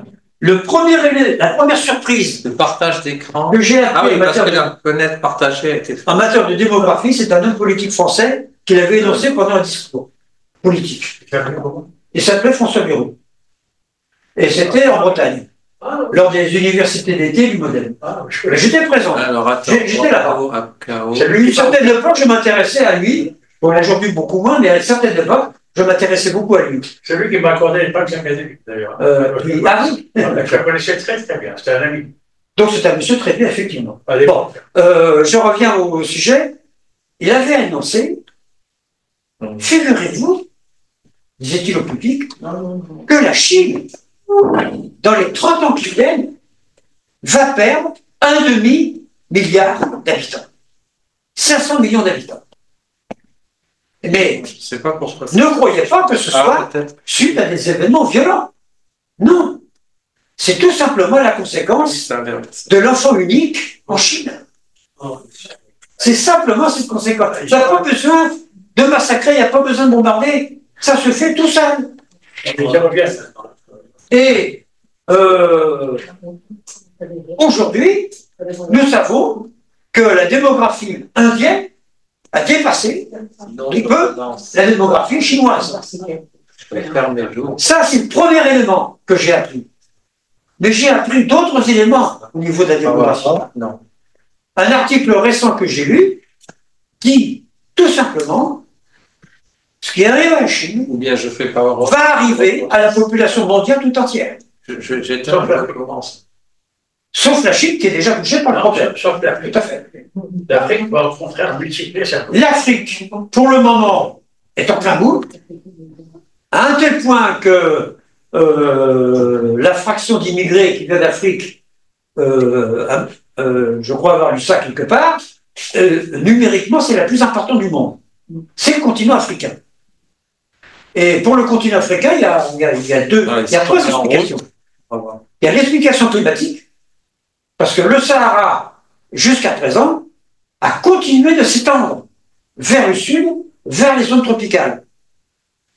Et des populations qui habitaient les savanes, dans des pays comme ça va du Soudan, et ça va jusqu'à l'ouest, les anciens États, les États des anciennes colonies françaises, le Tchad, le Niger, etc., etc. Bon, Burkina Faso et ainsi de suite. Donc, ça c'est une des raisons, le climat. Deuxième raison possible, la multiplication des faillites d'État en Afrique. C'est quoi des faillites d'État en Afrique. Un État failli, c'est quoi? C'est un État qui n'est plus un État de droit. C'est-à-dire que pour la population d'un État failli, la seule autorité auquel ils ont affaire, c'est le chef du gang du quartier. Point barre. On est bien en France aussi. Ça commence à devenir un peu le cas en France. Et ça, c'est un phénomène qui m'inquiète énormément. Ça, c'est la deuxième explication. Voilà. Et la troisième explication, c'est... Là, c'est bon. C'est l'extension de l'hygiène. Voilà. Les États faillis, et puis la démographie elle-même des États, tout simplement. Il y a trop de monde pour les ressources du pays. Il y a l'hygiène qui empêche la sélection. Denis, oui. Donc tu voulais être... Alors, je voulais revenir au début, voilà. Il va s'afficher là. Alors, mais ce que j'aurais voulu, c'est toute la liste des diapos. J'aurais voulu avoir la filante des diapositives à gauche. Ah oui, mais alors il faut sortir. C'est un peu compliqué parce que là, là, je connais pas du tout. Mais tu peux aller. Ok. J'aurais bien voulu. Voilà. Il y a un autre moyen. Non, mais parce qu'après, ça va. Attends, ça va supprimer le partage d'écran si tu sors du diapo. Non, je sors pas du diapo. Ah oui, ok.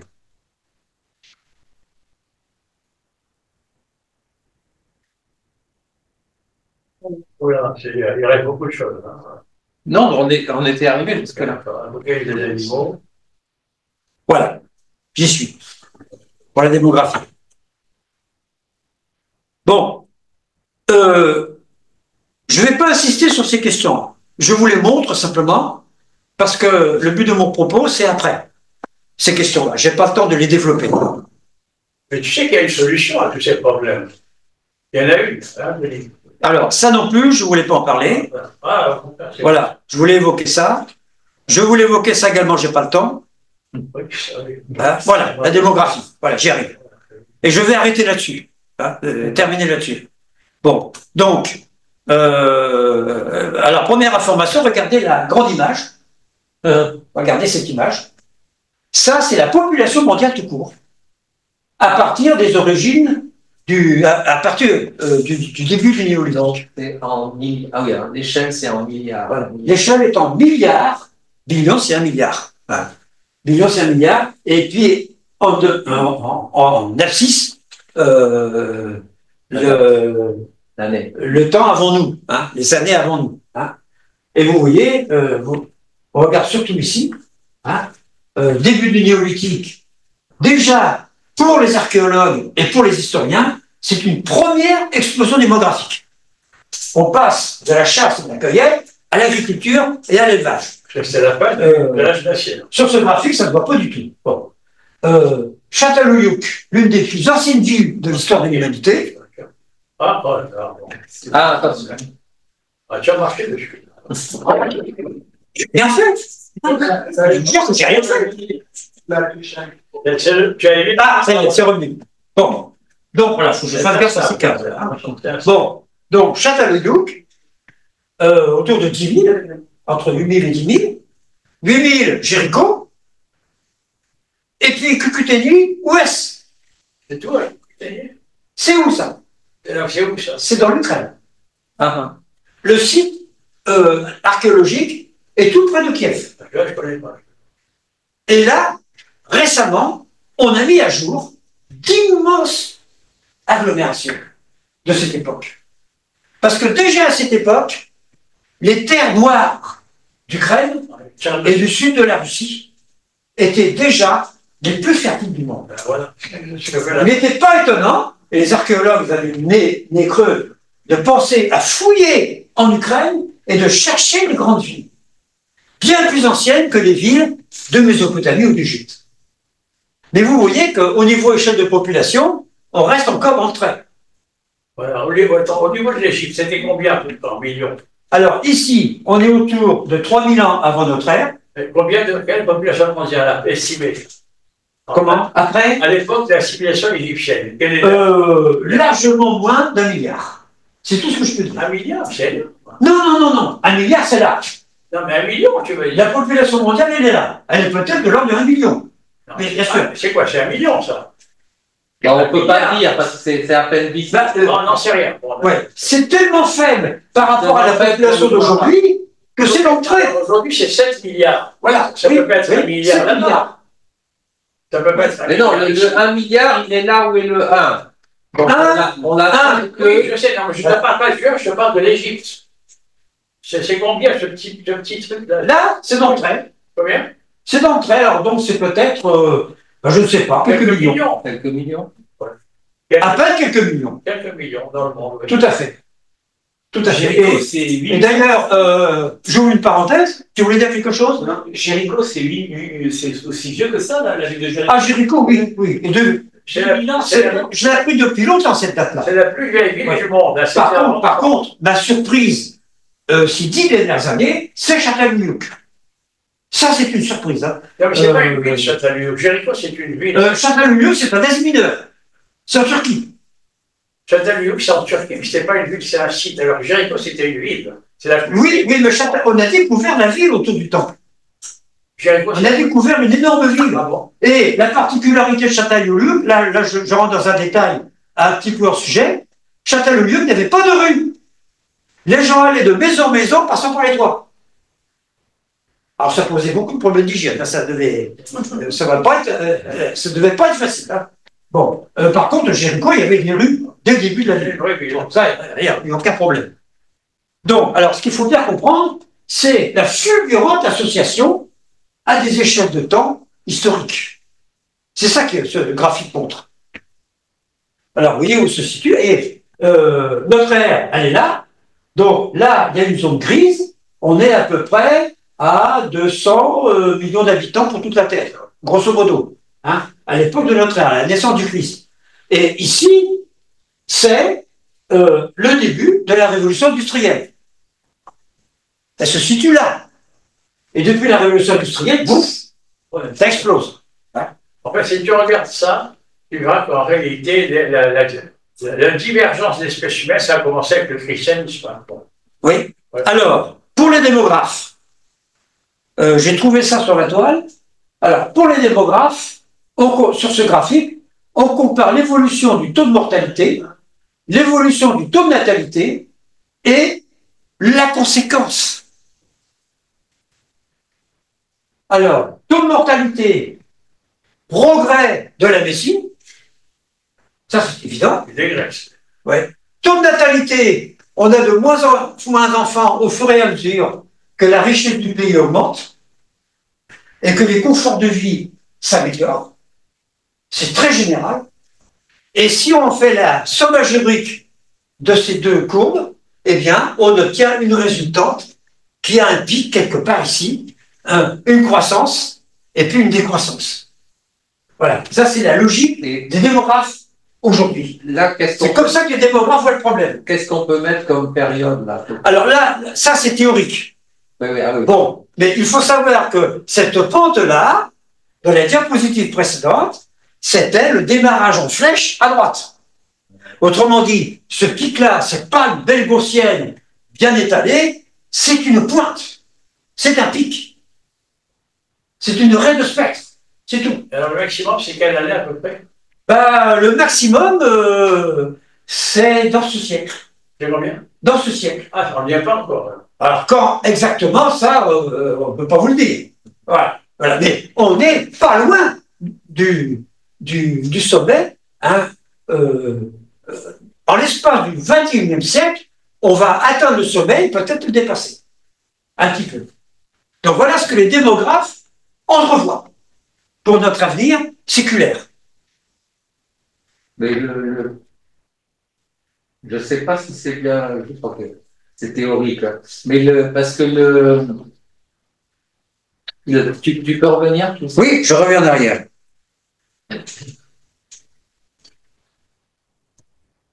Voilà. En fait, si on dit qu'on n'a pas encore atteint ce maximum de population. Pas tout à fait. Donc, mais il y a quelque chose qui ne va pas avec le taux de natalité, parce que le taux de natalité, il a déjà beaucoup baissé, hein. Or, c'est pas au sommet là, il n'a pas. Alors, il a baissé en Europe, mais en Afrique, il a monté, en Asie. Bon. Il s'agit du monde entier, là. C'est pas un seul pays. Bon, si on prend la Chine, c'est quand même une influence importante. La Chine, elle est là. Oui, oui. Voilà. La situation chinoise, on la situerait ici. La situation de l'Afrique, je la situerais là. La situation mondiale, plutôt par là. Enfin, à mon point de vue, mon interprétation de cette information.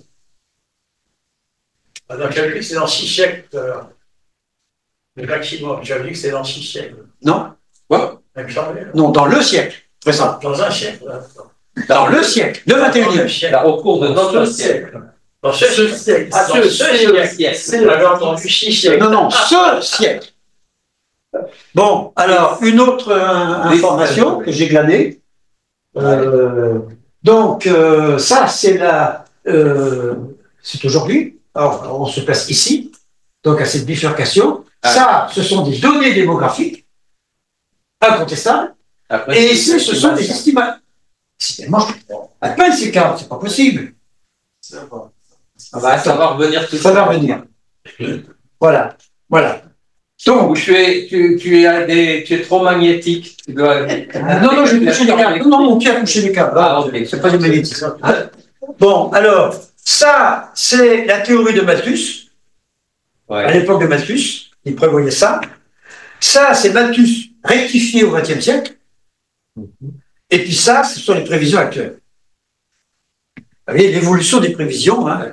On va de... Ah oui, donc voilà. On a le maximum, il le prévoit vers 2040, 2050. Voilà. Alors, autre donnée, la population, le taux d'accroissement de la population. Donc, la population mondiale qui augmente, donc elle augmenterait encore un peu jusqu'en 2040, 2060, avant la fin du siècle, hein, alors que le taux d'accroissement fait des zigzags. Vous voyez, il y a un énorme creux ici, il se situe par là. Et comme par hasard, ce n'est pas la Première Guerre mondiale. La Première Guerre mondiale, elle est plutôt ici. Elle est plutôt avant le début de la courbe. Hein. Donc, on a ici un énorme creux. En 1960, il s'est passé quelque chose. Je n'ai pas trouvé l'explication. Je vous invite à en chercher une. Je n'ai pas l'explication. Mais on voit bien la concordance entre la baisse du taux d'accroissement de la population, naturellement, et la population mondiale. C'est comme si on regardait une courbe mathématique et sa dérivée. C'est pas la pilule? Ah, oui. Il y a une volonté. On est au début des années 60. Tu parles de la pilule, mais ça, la pilule fait partie de la volonté populaire d'avoir moins d'enfants. Et qui est mondiale. La loi Veil, c'est quand la loi Veil? C'est sous Giscard. C'est sous Giscard. C'est après, c'est en 1900. La loi Veil, c'est l'avortement, hein, c'est pas. Tout à fait. Mais il y a quand même. C'est pas au niveau français, c'est au niveau mondial. Ah, oui. Il y a quand même eu la Deuxième Guerre mondiale qui a provoqué une hécatombe chez beaucoup de gens. Hein. Il y a eu quand même en tout, ça varie entre 50 et 100. Entre 50 et 100 millions de morts. Voilà, c'est ça. Donc, il y a moins d'enfants qui sont nés. Les gens qui devaient naître sont pas nés ou sont morts. Les gens n'ont pas procréé. Les hommes et les femmes n'ont pas pu procréer 20 ans avant. Et 20 ans après, il y a une chute de population. Parce que ceux qui devaient naître pour procréer ne sont pas nés. Je crois que c'est ça. Non. Oui. Alors, c'est le taux d'accroissement. Donc, c'est quelque chose d'instantané. C'est pas. Le taux d'accroissement est instantané. C'est pas la. Voilà, le taux d'accroissement va de 6 pour 1000. Hein, population. C'est le nombre de naissances par rapport à la population. Voilà, c'est du pour mille. C'est du pour mille, ça. Si la population est moindre, c'est pas pour autant que le taux. Donc, voilà. La fin de la Seconde Guerre mondiale se situe ici, c'est-à-dire au début de cette courbe. La guerre mondiale, elle est là. La Deuxième Guerre mondiale. Oui, voilà. Oui, là, il y a un pic. Certainement que c'est encore beaucoup plus bas à la fin de la Seconde Guerre mondiale. Certainement. Après, il y a eu la sécurité sociale, ça a joué énormément, ça. Oui, tout à fait. On faisait des enfants parce qu'il n'y avait pas la sécurité sociale. Et les enfants, c'était une aide pour les parents. Oui. Exactement, c'est ça. Voilà. Et là, on compare les continents. Voilà. Là, vous faites une idée sur l'influence des différents continents. L'Europe, il n'y a que l'Europe qui a baissé là-dedans. L'Europe, elle est en baisse. On est une partie en baisse. Là. L'Europe, c'est le cœur, la racine, le berceau de la civilisation mondiale. C'est le continent qui a baissé. Non, pas mondial, occidental. Mondial. Occidental. Parce que même en Afrique, l'hygiène vient d'Europe. Je suis désolé. Oui, l'hygiène vient d'Europe. Mais même en Asie. Avant l'arrivée des Européens, il y avait des civilisations dans tous ces pays. Oui, des civilisations. C'est pour ça que j'ai pas le terme que tu utilises. Oui, mais qui étaient totalitaires. Hein, les gens n'étaient pas heureux. Totalitaire ou pas totalitaire. Ça n'a rien à voir avec la démographie. Oui. Alors, c'était des régimes où on se souciait peu de la santé des individus, alors que la civilisation occidentale se souhaitait de la santé des individus. Voilà. Alors, j'insiste sur le croisement, ici, entre l'Europe et l'Afrique, parce qu'il nous concerne. Il nous concerne directement. Là où les courbes se croisent, là, l'Afrique nous dépasse. À ce moment-là, alors on se situe dans les années 90. C'est surtout ce point-là qui m'intéresse. C'est le développement de l'hygiène en Afrique. Oui, tout à fait. Grâce à la colonisation. Oui. Donc, forte augmentation de la population, ça dépasse les ressources des pays, d'où l'immigration africaine. Voilà. C'est ce que je voulais dire tout à l'heure. Les années 90, c'est une augmentation de la population en Afrique, c'est ça? En Afrique, oui. D'accord. Oui.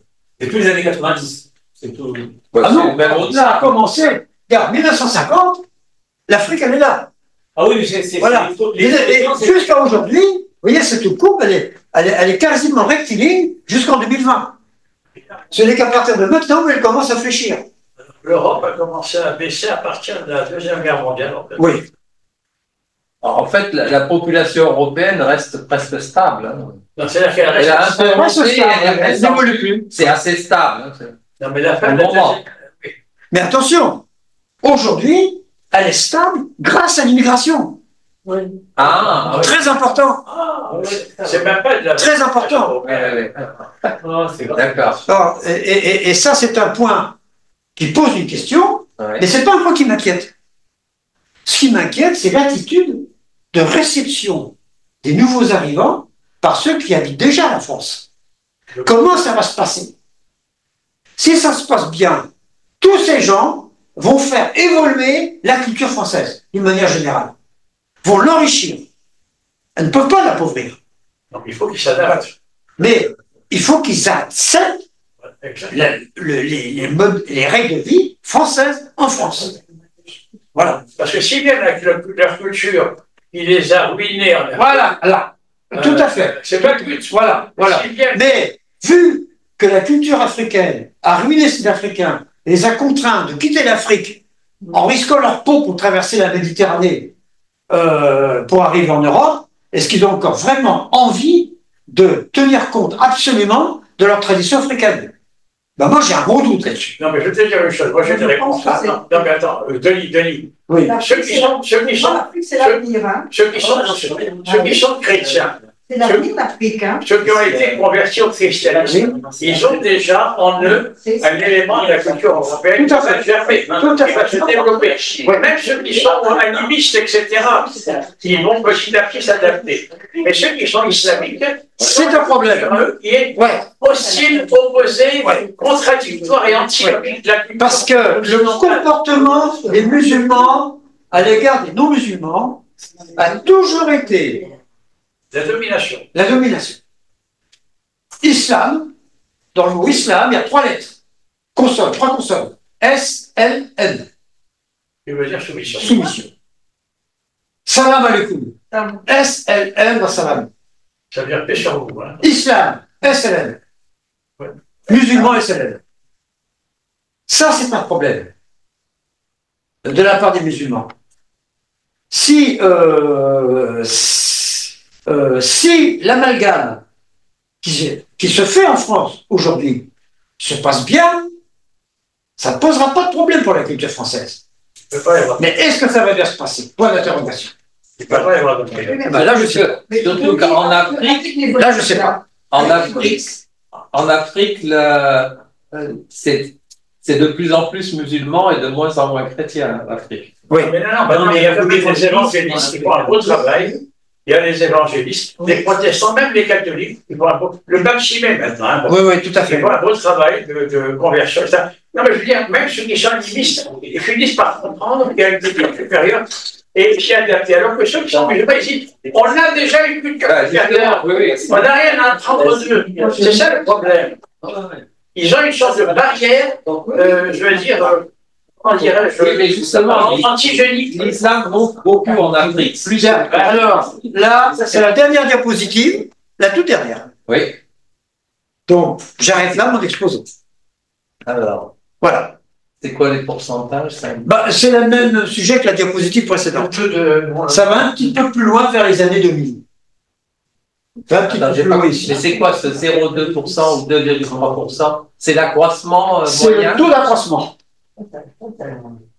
Ah, donc l'Europe est encore en accroissement. Peut-être grâce à l'immigration. Grâce à l'immigration. D'accord. Tout à fait.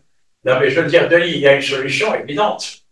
Hein, je veux dire, comment dirais-je, l'amalgame dont tu parles, Oui. entre migrants, africains Culturel. et indigènes européens, il peut se faire d'une autre façon. C'est en recolonisant. C'est en retournant puisque tu viens de dire que leurs chefs sont des chefs de gang. Il faut leur ramener. Si l'État est failli, Comment? à condition que l'État soit failli. C'est pas encore le cas. D'abord, il faut faire ça au niveau européen. C'est pas la France. Non, c'est pas la France toute seule. La courbe jaune, c'est quoi? J'ai du mal. La courbe jaune, c'est l'Océanie. Ah, Océanie.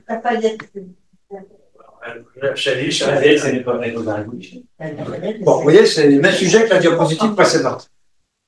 La diapositive, c'était la population, et là, c'est la variation de la population. Donc, actuellement, il n'y a que l'Inde qui est monte, même la Chine décroît. Oui. Il n'y a que l'Inde qui est monte. Et la Chine décroît très vite. Non, mais c'est très bien que l'Inde monte. Le problème, c'est qu'ils ne font pas attention à la pollution chez eux. Non. Ils s'en font complètement. Moi, j'ai ma fille qui est journaliste, elle est venue avec moi. Oui. Elle m'a dit, mais elle croyait rencontrer une culture, etc. Oui. Elle m'a dit, mais c'est une poubelle à ciel ouvert. Oui, tout à fait. C'est une poubelle à ciel ouvert. Et là, rien m'en fout. Les gens sont bien habillés, ils sont polis, ils sont aimables. Même les femmes pauvres, ça va bien. Mais dans la rue, c'est des détritus. Oui. Et tu as dit quelque chose de très intéressant lors de nos précédentes réunions. Tu as dit quelque chose qui m'a vraiment interpellé. Tu m'as dit, c'était à propos du Covid. Le Covid, comme toutes les grandes épidémies du monde, elles viennent de Chine, elles ne viendront pas de l'Inde. Parce qu'ils sont carnivores. Parce que les Chinois sont carnivores essentiellement, les Indiens, en général, sont végétariens. Ouais. Et ça, c'est des virus animaux, pas animaux. Mutent. Le virus du sida. En Chine et pas en Inde. Ouais. Alors, les virus végétaux ne peuvent pas. Non, absolument pas. Il y a une barrière génétique. Une barrière. Maladie, vient de Chine.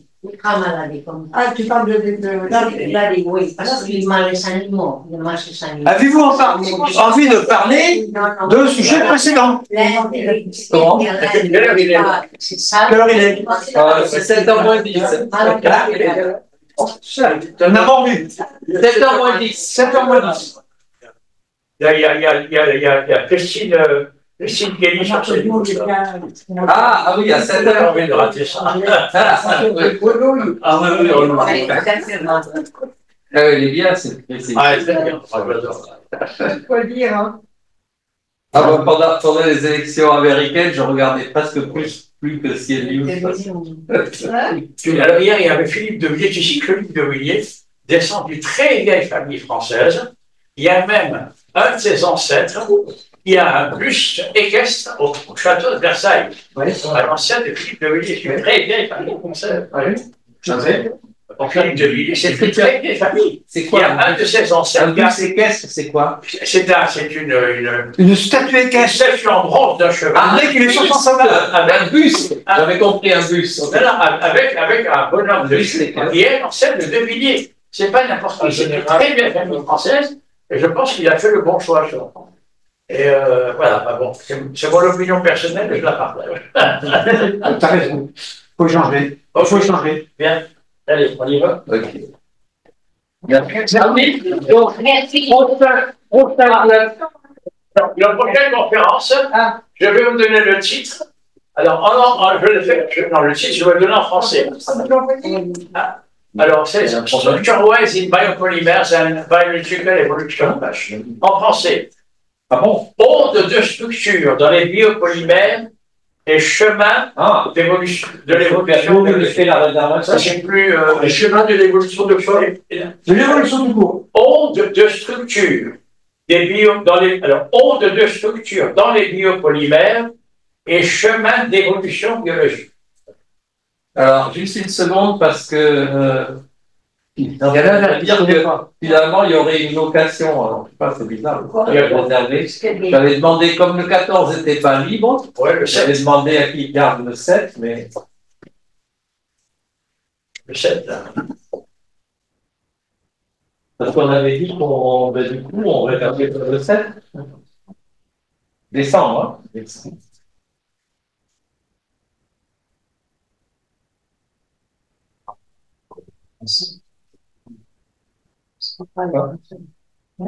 J'ai oublié le premier.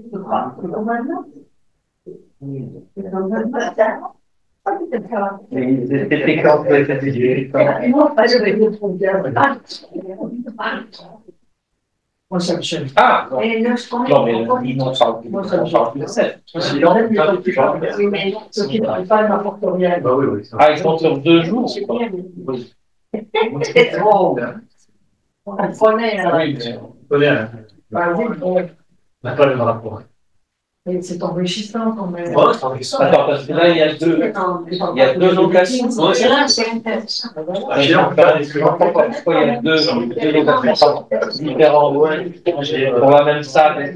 Non, mais c'est beau. Ah oui, ah, mais c'est aussi SRC en mois de mars. Ah, donc en plus, les deux salles. En mars.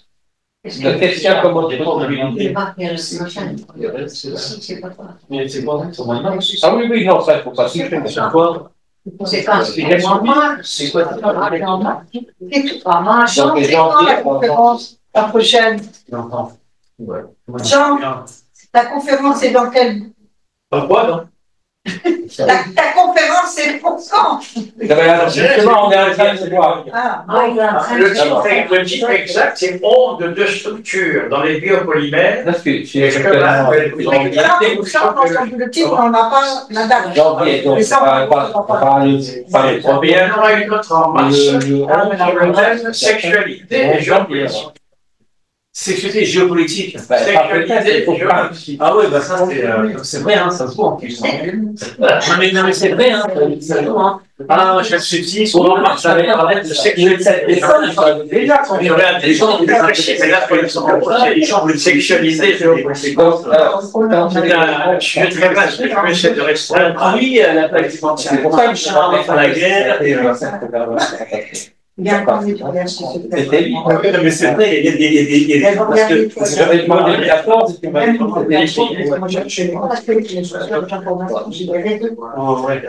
Qu'est-ce qu'il y a comme arrestation?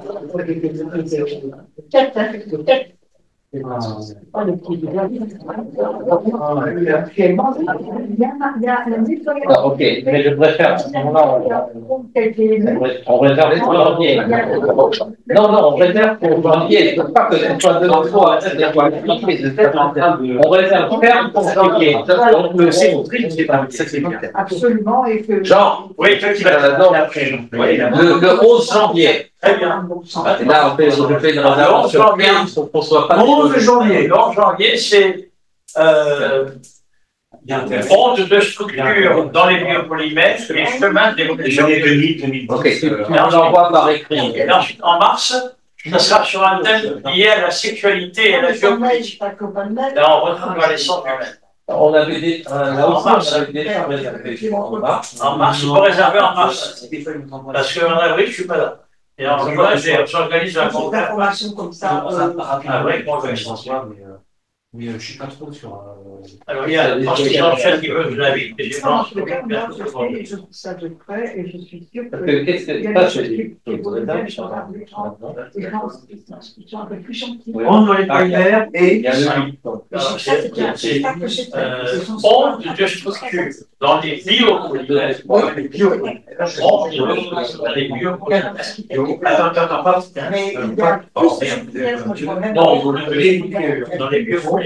En plus, je vois qu'il y a. Et chemin d'évolution. Et là, je voudrais continuer la marque. 11 janvier, et 15 novembre. Et j'avais une évolution que les autres, en fait, le programme. Il y a un cheminement de l'exercice tout ça. Et de toute façon, on va s'arrêter là. C'est l'idée avancée que une semaine avant. Donc, c'est quoi, 15 mars, c'est samedi? 15. Avec l'application. Donc, 15. Ah, oui, d'accord. Ah, bah oui, parce qu'il y a ça va. Ok, Jean, donc, 11 janvier et 15 mars. Et combien? 15 mars. C'est ici. Oui.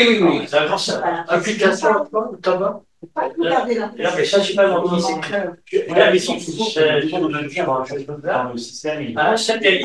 Puis, en février, c'était démission du virus parce que les bactéries peuvent être infectées par le virus, mais les virus eux-mêmes sont infectés par des bouts d'ARN. J'applique ça à un exemple très simple. Le train, vous pouvez trouver parce qu'il y a des autres qui sont de l'autre côté, il y a eu Chine. Donc, le liberté, c'est il y a des. Ils sont vraiment des donc ils